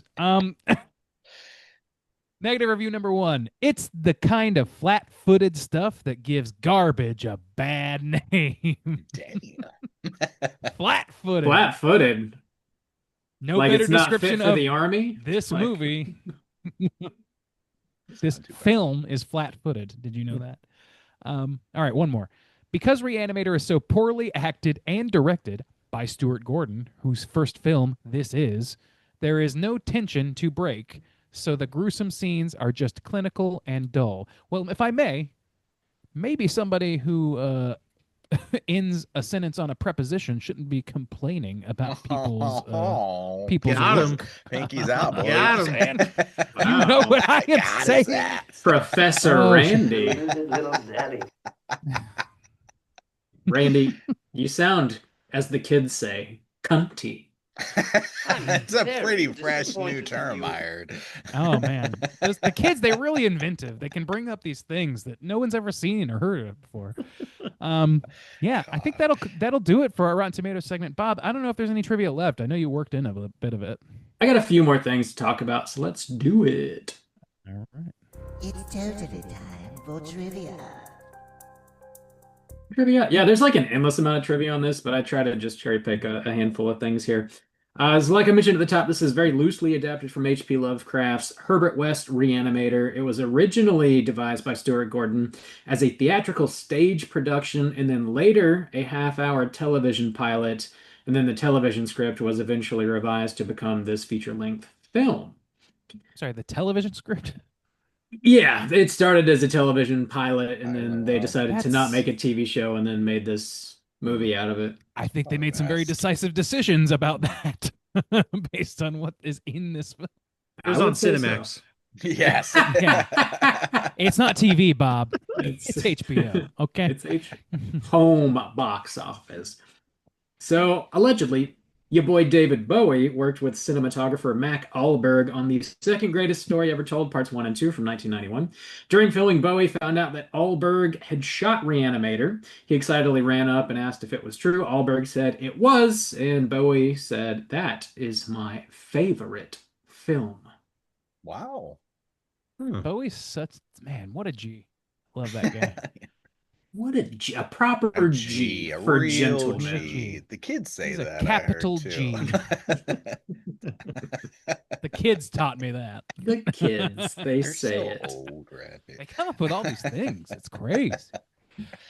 Barbara Crampton, she did somewhat recently talk about doing the nude scenes in this and other movies. During a 2014 interview, this is a quote from her. She said, "Anything I did was always part of the film and part of the story. I don't think anything I ever did felt like I shouldn't be doing this, or I'm scared to do it, or that it would hurt my career if I do it. There are a lot of people who are movie viewers who have varying degrees on what they think and how they feel about sexuality and nudity. There's a lot of social and moral issues involved in people's minds and their upbringing. But for me as an actor, if it's part of the story, I'll do it, and I'll probably continue to do it. I don't know if anybody's ever going to see a wrinkled old grandmother, Barbara Crampton, but if it's part of the story, I'll do it." So her words on it, sort of Man, recently. I had it in my head that she had like been a little bit sour towards it, not like aggressively, but in my mind I was like not sour towards the movie, but just being that scene and like doing the exploitative nature of it. She's like, yeah, I thought I had heard her say something to the effect that like, yeah, I don't know, I didn't really love that they did that or what, but I guess Not at not, all. like, based on that. There's a commentary track for this with her on it, and she's like cracking jokes throughout that Okay, scene. all right. So Well, like I she's misremembered pretty unbothered by it. Hmm. I believe Chris, you mentioned Stuart Gordon. Stuart Gordon's wife divorced him after this movie had come out. I read another trivia, and like who knows, because this is all coming from the internet, that said the actor David Gale, who played Dr. Hill, that his wife, after the premiere screening of this movie, just like never went home again after she watched Oh, it. dang. Damn, So this is ruining lives. I'll say somebody Yeah. got divorced. Yeah. And he's just like, worth it. Worth it. Yeah, mic drop. I mean, he played one hell of a villain, but like if it's breaking up marriages, I don't know if it's worth it, you know. Damn. Yeah, so this is the last bit I have here. Also talking about the role of Dr. Hill. It was originally written for Christopher Lee, but he ended up turning it down, which Christopher Lee would have played the heck out of this role. Like, Yeah, that would have been great. Look, I mean, I'm not upset with the performance we got, to be honest with you. No, He's me very neither. Christopher hateable. Lee He would've does been the sick, job, though. but Christopher Lee would have been really cool. I would love to see Yeah. the alternate universe version of this. Give it a couple more years, Randy. AI will take care of that. Oh, Oh Christ, I regret everything. Everything. We're Oh, doing. man. You know, We're living in a society. An AI society. Hey, that's all the trivia I have. Let's go ahead and jump into our cooter of the week. Straight chillin'. Cooter of the week.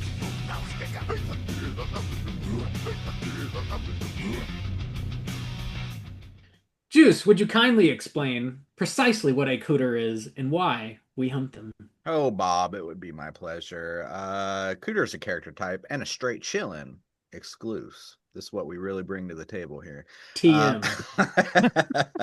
Cooter has to hit 3 of these This is 5 points to be considered a cooter, but we want the cooter with the most points. The 5 points of cooterdom are sexual deviance, manipulation, smug arrogance, overall look and attire, and overall patheticness. Boys, I feel like we've got a couple of cooters here in Re-Animator. Anyone want to take a shot first?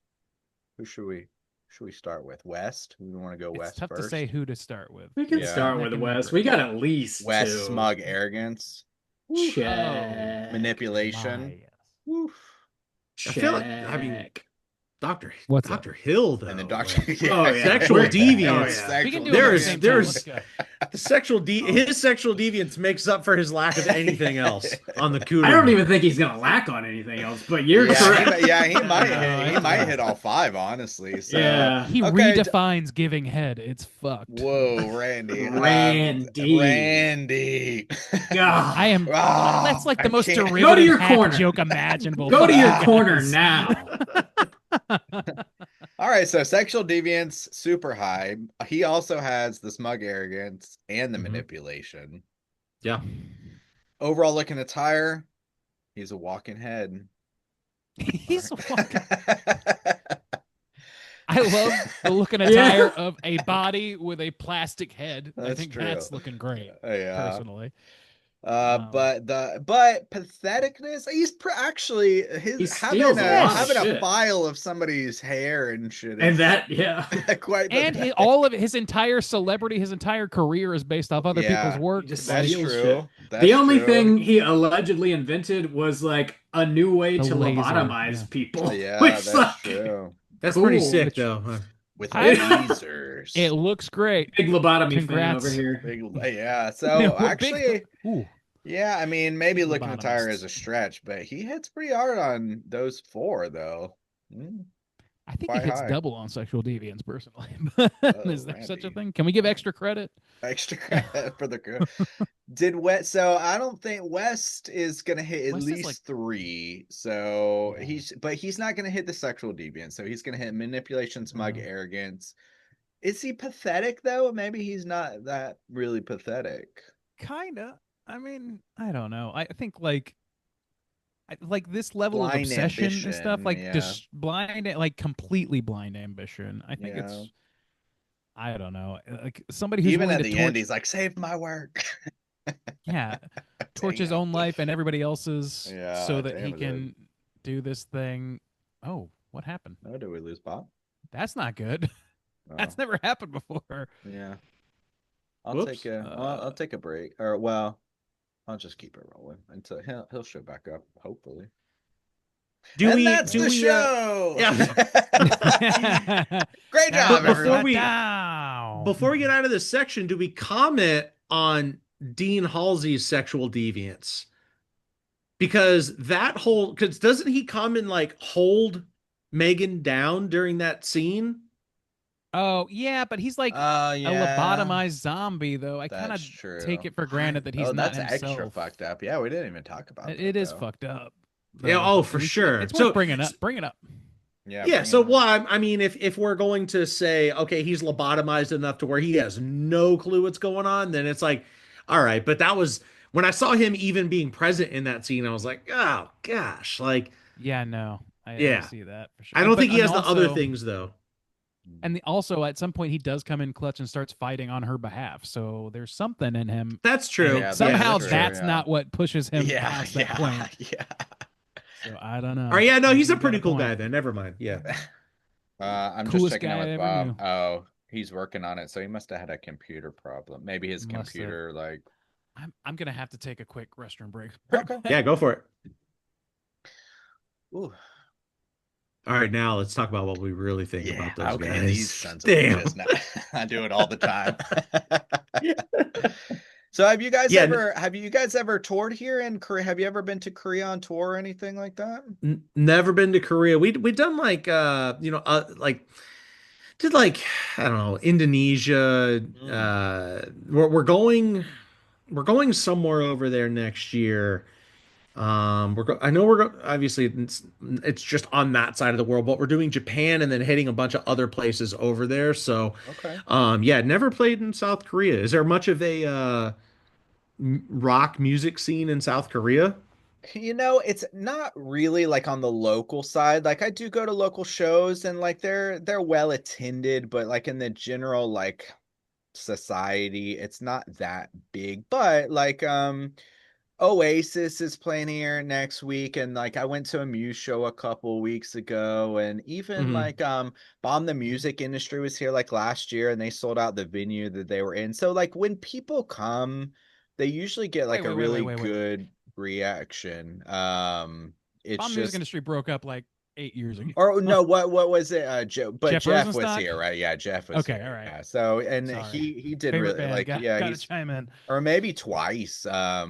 So I mean, it seems like when people show up, like there's a really good reaction and people come out for them. Yeah. But like in the just general day to day going out on the weekend, it can be harder to find like shows or just like people who like have a big impact just in regular life. But I mean, yeah, people here, yeah, show up generally though. Well, thankfully, I don't have to deal with any of that stuff. I just Yeah, hope to get told that yeah, we're going yeah, cool yeah, places. yeah. So Yeah, cool. if South Korea is on the map for next year, I'll hit you guys up. Yeah, that'd be awesome. Yeah, yeah. What or are you if doing ever make it stateside? out. Like, We just got off like last week. We just got off a tour with Rise Against and Papa Roach. We finished on the East Coast. And then like we started that tour like earlier in the year. Like we'd been on that for a while.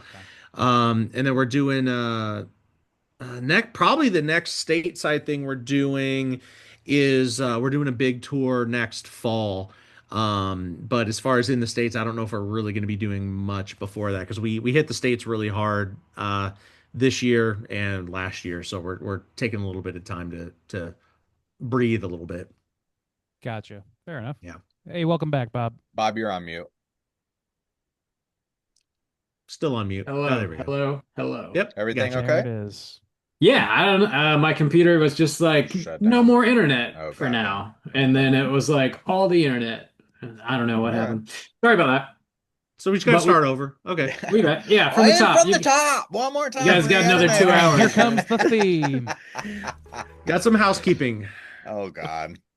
So yeah, we where I left off anyways was we're just talking about Dr. Hill and his looking attire and how sick he Oh, looks without that head on. yeah. I mean, I think he hits the other four like super strong, Yeah. and then I don't think West hits as high as him. So, Not on yeah, that. I think Hill takes the Yeah, cake here. Dr. Hill Clean Agreed. Cooter this week, I think. hitting 4 out I'd of agree. 5 easily, I yeah. think so. One through the roof, and then Yeah. Yeah, sexual West deviance, extra is points from Randy there. So, West is a Oh yeah. bonus cooter. Yeah. yeah, there we go. We Yeah. got Yeah. him. Well, We got him. in any other movie, I feel like Herbert West would be a pretty solid lock for a Yeah, yeah. Yeah. cooter. Yeah. Yeah. So it's saying something that there's anybody that outstrips him here. A heck of a villain in this movie, for sure. Mhm. All right. Cool. I think we got him. Lock him up. Lock Throw him away up. the key.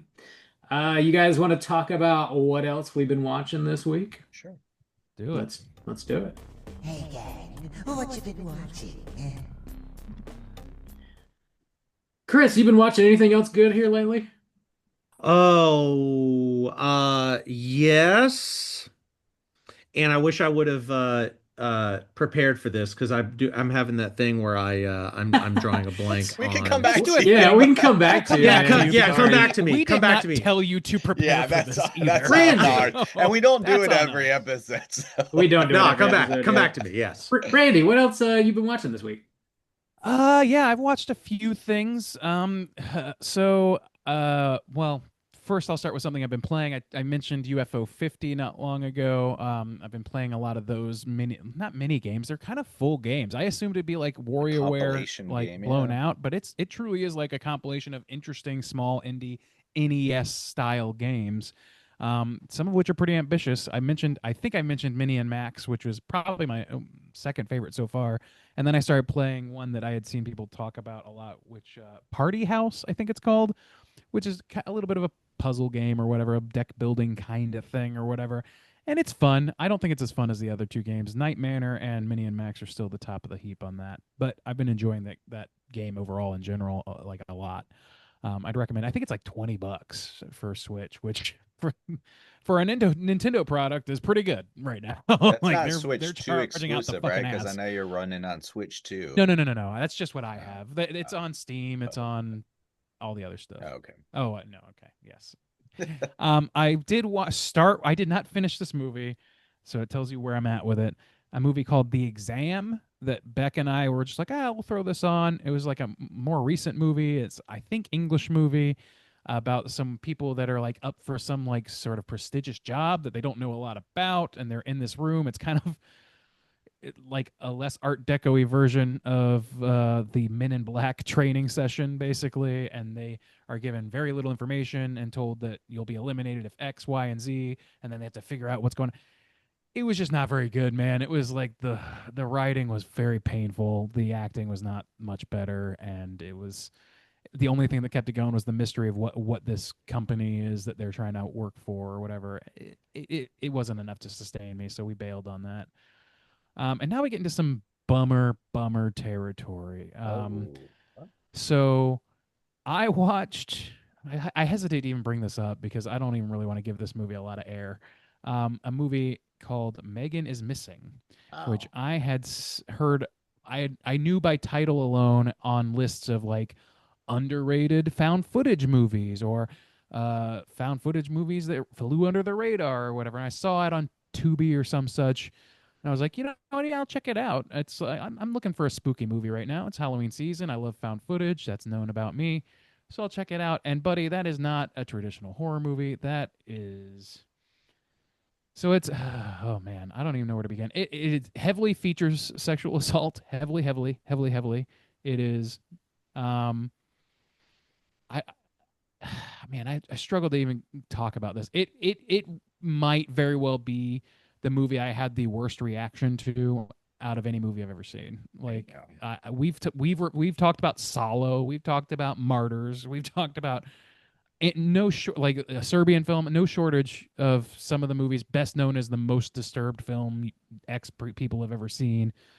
I think this belongs in that conversation, and there was a key difference here in that I had no idea it was coming. I was expecting Unfriended, Uh-oh. and that's not what this movie is at all. So Warning out I don't there. recommend this to anybody. I kind of feel like this movie is right on the cusp of being something that I would tell people never like that I would actively roll against. Damn. And just sitting there It right on feels Tubi. like not, it's just right on fucking Tubi, and it's got like goddamn like community college commercials in between and shit. Oh Like it's my God. weird. And it's really like there's the thing is like this movie is like really kind of grim, dark, and horrible. It's about young girls that are being predated on online and have not great home lives, and we get a lot of that information up like not up front but like pretty early on, and we watch it and it's very sad and horrible. And then it hits this moment, and I'm talking about like a single moment where shit jumps from really depressing and sad to like graphically horrible. I think it's like Poughkeepsie Tapes-esque. I think it's like I've on never that seen kinda, that one, yeah, so I I think it's can't kind of like speak on to that that. Oh. vibe. But like I Yeah. know the reputation of that movie. I did not know Yeah. what I was getting into with this, and that was a huge factor in it. Yeah. I legitimately, I don't say this lightly. Like this, like I'm on a horror podcast. You guys know I've watched over 500 horror movies at least. I'm Yeah. telling you, this movie is the only movie I can remember losing sleep over outside Oh, of the damn. Texas Chainsaw Massacre when I first saw it at like 11 years old. Man. I Wow. slept like Sucks. shit that night. You It are really you are fucked me selling up. me on this movie. See, that's the thing. Well, man. let's all Don't- go don't watch do it now. It really fucked me up, and I don't recommend it. So Damn, dude. that's that. Damn. And then I washed that down with a lovely little piece called The Alabama Solution, which is a recent HBO documentary about the horrible, fucked up conditions of the Alabama Department of Corrections and the way people are treated in prison. Randy, It's like you're a- just Yeah, you're watch ruining I your didn't choose that one. October. What are you I didn't doing choose with that your one for the record. It's a Oh, give that and was a take. I live in a backwatch. relationship. That sounds about And right, I actually. get- Yeah. Beck, great, mercifully for their sake, did not finish Megan is Missing. So the That next night I was like, I need something light. I need that's- something easy. Fucking Alabama Solution broke my heart again. I had to Poor watch Randy. Garden You Wall need to go watch on the heels of both Hocus of Pocus these. or some shit. I for real, dude. I did reset with Over the Garden Wall. Thank Christ. Oh, but that's poor Garden Wall. That guy. well, it was a welcome reprieve. I That's was so happy to funny. watch it. Oh my God. So those are the main ones, and then, yeah, that's really it. Yeah, that's the majority of it. It was a fucked up week. It was not the spooky Halloween All fun right. time I expected it to be. Yeah, oh my God. Well, Juice, what have you been watching? Not too much, and a lot better than Randy. I rewatched The Batman because that starts off on Halloween night. It does. That movie's awesome. I really like that movie. It's long. It is long. But it's really cool. It's got a lot of really cool moments, and I hope they followed up with a dope sequel. And then the only other thing I watched, so not too much, was Gonjiam, the Haunted Asylum, the Korean Ganjam? movie. Yeah, Ganjiam. in Korean it's Gonjiam. No, Randy said correct. Ganjiam. Yeah. Gonjiam. Yes. Anyways, that's Down, Dave. probably one of the closest things they have to a Halloween movie because I think it takes place on like October 26th. It's like the anniversary. But yeah, it's a solid found footage Korean movie. And yeah, that's all I've been watching. Bob, what you been watching, my guy? Not a lot, man. As far as movies go, I just revisited Hocus Pocus and The Guest because There you tis go. the season.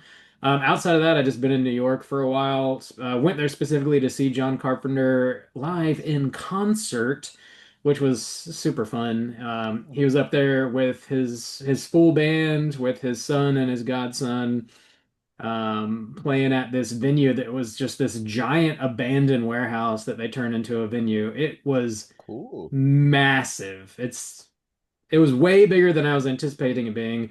They played for maybe an hour and a half and played the hits for sure. The Fog, Halloween, Escape from New York, Christine, and The Mouth of Madness, and also played some of the songs that they've recently released on their Lost Themes records, which are like scores from movies that don't exist, basically, but they have that like John Carpenter kind of vibe. And they played at least one song that's coming off their record. I think it's coming out in February, they said. and it was a straight just heater, like just rocked the room, man.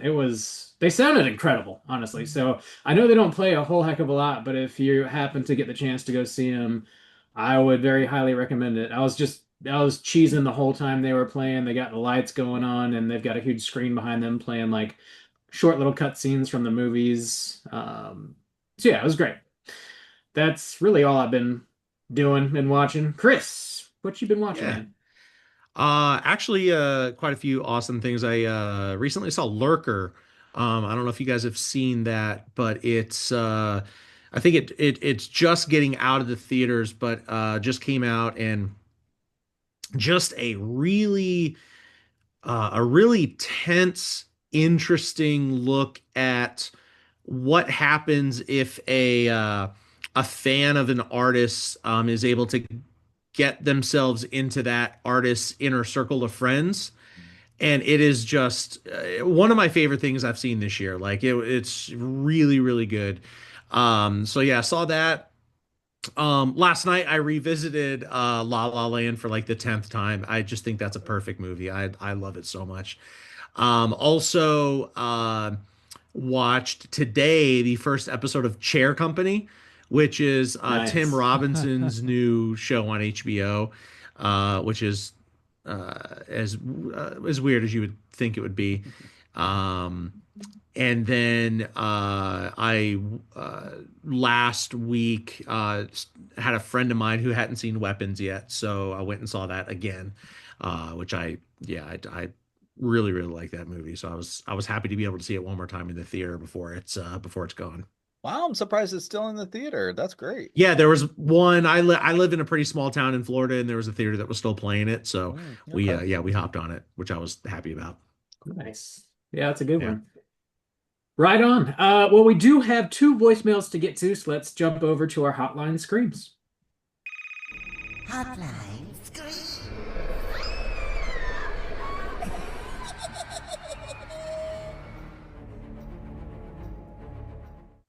If you guys are listening and would like to call and leave a voicemail to be featured on next week's show, you can hit us up at 904-638-3231.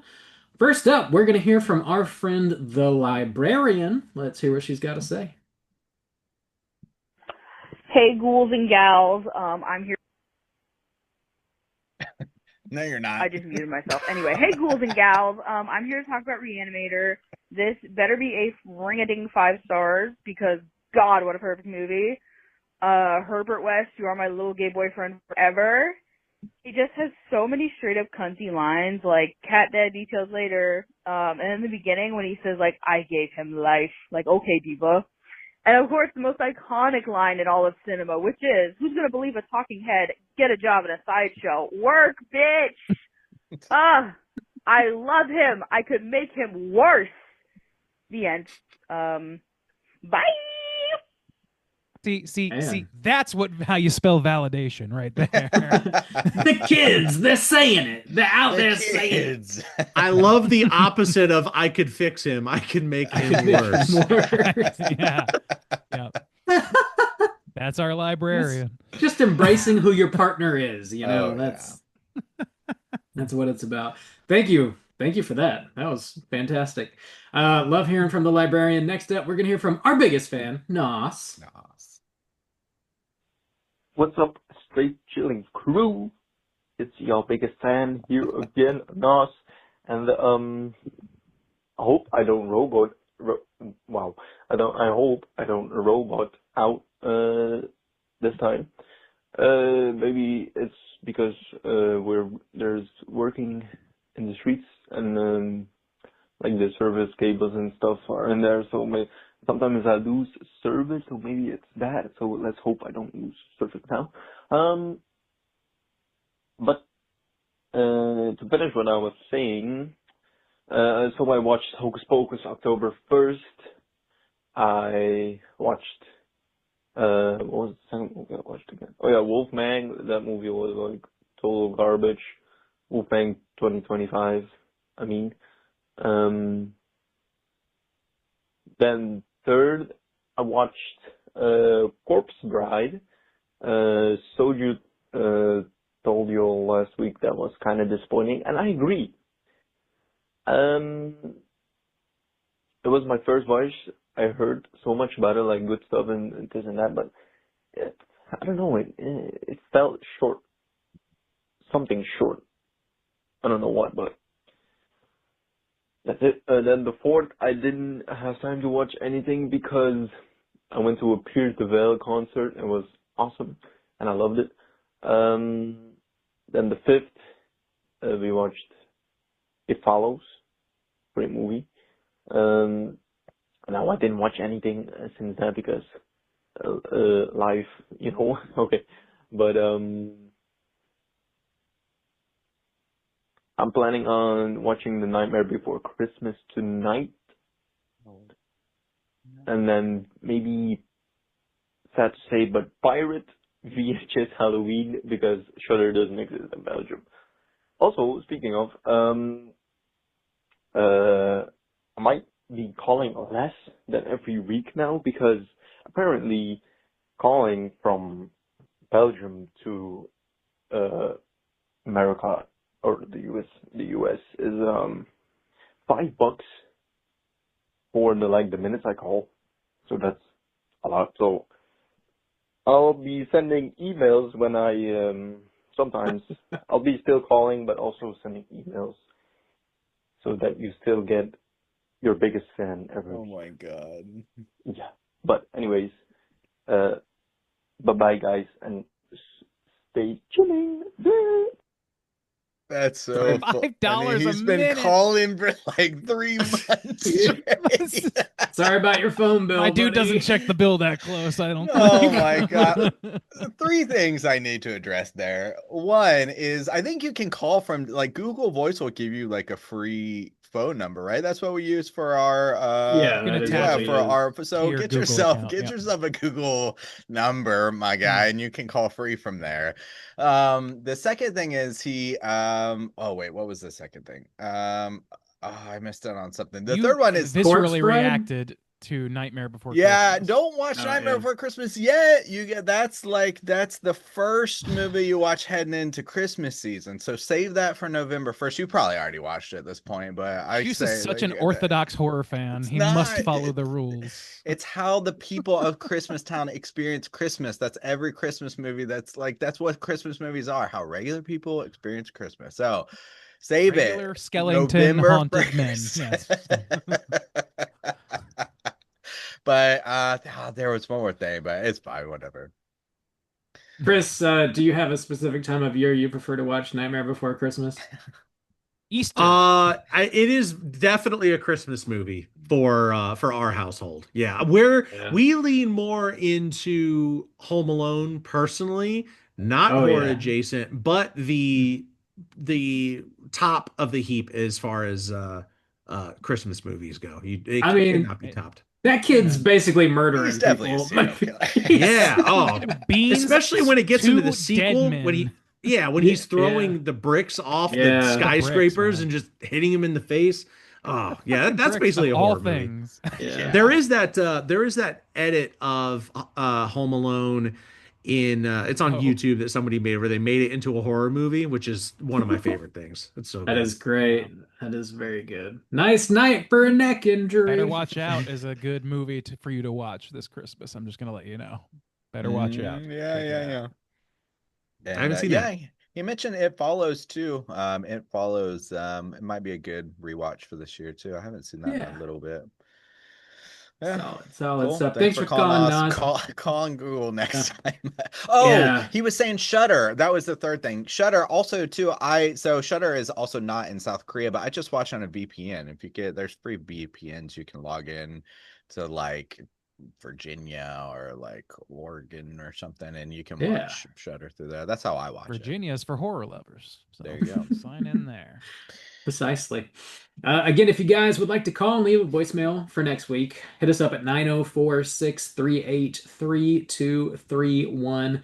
Do you guys have any prompts you'd like to throw out there for next week's callers? What is it next week? Trick or treat? Trick or Treat 2007. What's your favorite segment of Trick or Treat?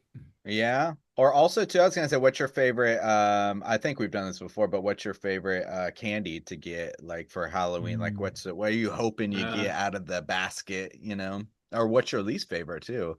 What do you hate to get? What do you love to get? What's the weirdest thing you have ever gotten in your trick or treat bag? That's a Because good I've call. got like mostly I've got like the standard weird shit like dental Floss is weird. and like fruit, and one lady gave out pennies. Like, I don't know, these Yeah, people, they're nothing out there, crazy. man. They're I don't among think I us. ever got anything too crazy.